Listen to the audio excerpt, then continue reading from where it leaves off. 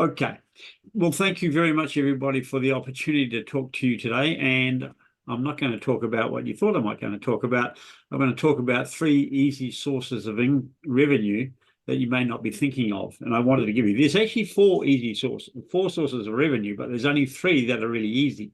When I'm working with businesses, a lot of people are talking about, I need to get more sales, I need to generate more leads, my marketing is not working. And one of the biggest things I find is that they have their customers, they have their leads and prospects, and they have a lot of quotes sitting in the middle of the field. And somewhere between 55 to 70% of quotes are sitting in what you call no decision. They're in follow-up mode still. And that might have a conversion rate of 30%, and you have a close rate or decline rate of maybe 15, 20%. The rest are sitting in follow-up mode. They're waiting for the people to make a decision. And people hate making the decision to say, well, I didn't get the job. They don't want to admit it. And so much is there. I worked with one client, and they have a fairly good strike rate in the industry of 30%. Yet, if they'd gone to their follow-up ones and converted 31% of those follow-up ones, there would have been $1 million in revenue that comes into the bottom line. That would have represented nearly $1 million in additional revenue that went straight to the net profit after the cost of sales. So that's one source of income that you can get, but those are not the ones that I'm going to talk about tonight. The ones I'm going to talk about is just put your hands up if you want to increase your sales. Anybody who wants to increase your sales, raise your hand and keep your hand up if you want the next one. You want to increase revenue. Okay, leave it there. Who wants to increase their conversion rate? Who wants to get more repeat sales? Okay. Who wants to get more customer loyalty? Okay. Who wants to reduce the cost of acquisition? Put your hands up. You want to reduce the cost of acquisition of clients. And who wants to reduce your marketing cost? Everybody just about put their hand up. They got tired hands and they went down. I'm sure just about everybody wants to do that. And there's one overall source of income that you don't know or you forget about. And that source of income is your existing customers. And that is something that so many people do something, but they don't have a strategy to deal with their customers. But within there, if you could go back to them and maintain contact, we don't do the follow-up. As I said, for sales, the sales team gets bored with this follow-up.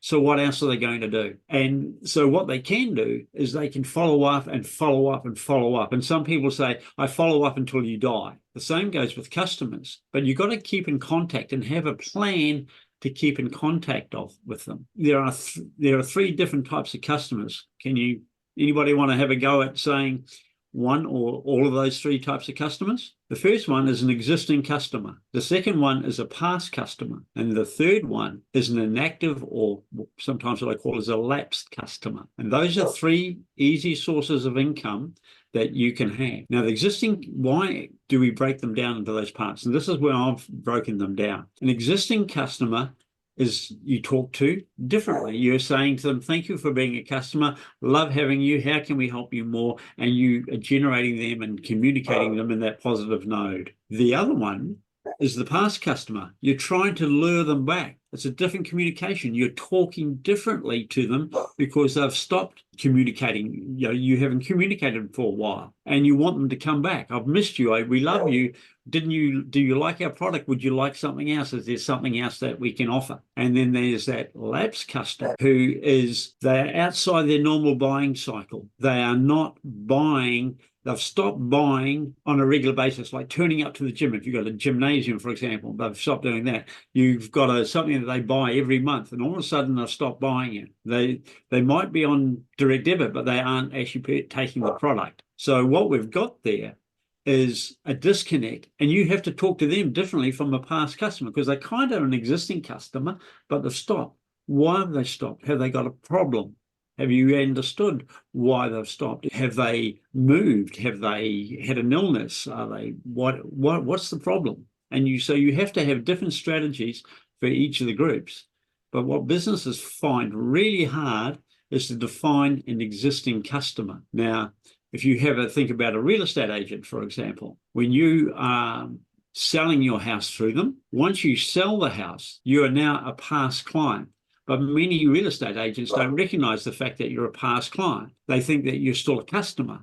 Unless you're going to buy a house or sell another house, they treat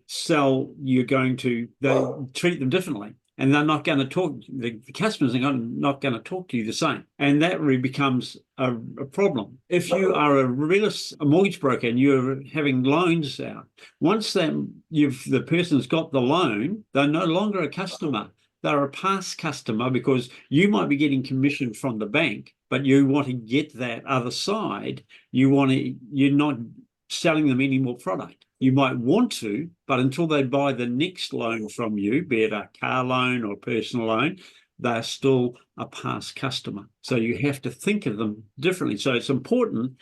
You have to define when a customer stops being a customer and becomes a past customer. You have to have a date so that you, in your database, in your CRM, you can say, became a customer then, and they stop becoming a customer now. Because then you can, once you define, that enables you to say, my past customers are now defined by their stop by date. And then you can renew, then you change your strategy and your communications to reflect their past status. Then you can go back. How long did they last buy from you? I remember, you may know that I was given responsibility for 40,000 customers who hadn't seen a representative of the company or heard from the company in at least 2 years. And 75% of that 40,000, they hadn't seen anybody or heard anybody for 5 years. So they heard from the company, but not the representative that actually sold them the product. And I did a campaign to a group of those, and we ended up generating $1 million in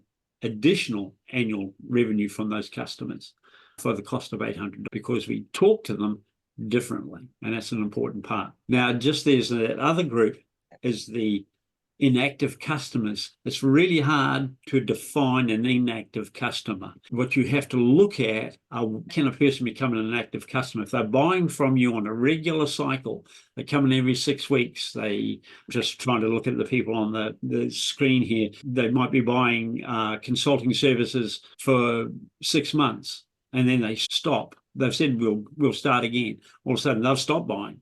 But somewhere along the line, they may have been attending your meetings and all of a sudden they stop attending your meetings that are included in the consulting service. So you've got what I call an active customer or a lapsed customer. For financial services, another financial services organization, people were paying by direct debit. And when they paid by direct debit, they had, if they missed, the company would then direct debit them the next month down for two amounts. But I did some surveys or contacting the customers. 75% of the people did not know they had a problem with their direct debit until the company contacted them. So if you're doing that, you've got to make sure that and generally they wanted the product. They wanted it. And then the ones who went to defaulted to the second time, we were able to get 60% of those to re-engage with the company. But we had to have a communication strategy reflected. Is there a problem? Can we help you? Do you just want to deal with us? If not, what was the problem? And so these are the three, and they're three easy sources, because the reason why they're actually easy sources, they bought a product or service from you at one point. So they knew you, they liked you and trusted you enough to give you money for whatever you were selling them. So the existing customer, go back to them. What can you bundle? What additional value? Sometimes it might be just a minor sale, but they're going to give you such great testimonials. I was talking to a person today dealing with a large telecommunications company, been with them 20 years, and their system billing error fell apart. And they rang up and said, hey, this bill's wrong. And the company said 3 times, no, it's not. 10 days later, they sent them a bill saying, pay up. Otherwise, we'll charge you money for the balance outstanding. They've done everything right. That person is looking every which way to move from there. So think about the good stories, good services, and I can tell you there's some really great stories out there. So that's my presentation tonight. I hope that gave you some fresh ideas for your business going forward. Excellent. Thank you very much.